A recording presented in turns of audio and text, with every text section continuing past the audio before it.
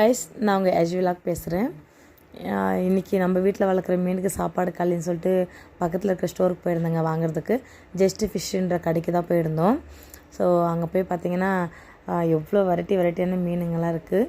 உங்களுக்கே பார்த்தாலே தெரியும். ரொம்ப பிடிச்சிருந்துச்சி எனக்கு.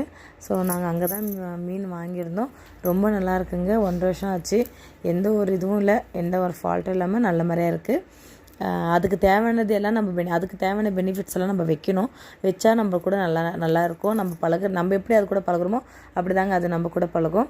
ஸோ யாருக்கெல்லாம் மீன் வளர்க்குறது மீன் பிடிக்குன்றத கமெண்டில் சொல்லுங்கள். பிடிக்காதவங்களும் கமெண்டில் சொல்லுங்கள். என்னுடைய பையனுக்கு மீன் வளர்க்குறது தான் ரொம்ப பிடிக்குங்க. ஸோ அதனால் ஒரு நாளைக்கு ஒரு டைம் தான் ஃபுட்டு போடணும். அவன் ஒரு நாளைக்கு 2 வாட்டி போடுவான். எப்போல்லாம் அவனுக்கு தோணுதோ அப்போல்லாம் அம்மா நான் கொஞ்சம் மீனுக்கு சாப்பாடு போடுறேன். ஸோ நான் விடமாட்டேன். இருந்தாலும் அவனுக்கு பிடிக்குன்றதுக்காக ஒரு நாளைக்கு 2 வாட்டி போடுவேங்க.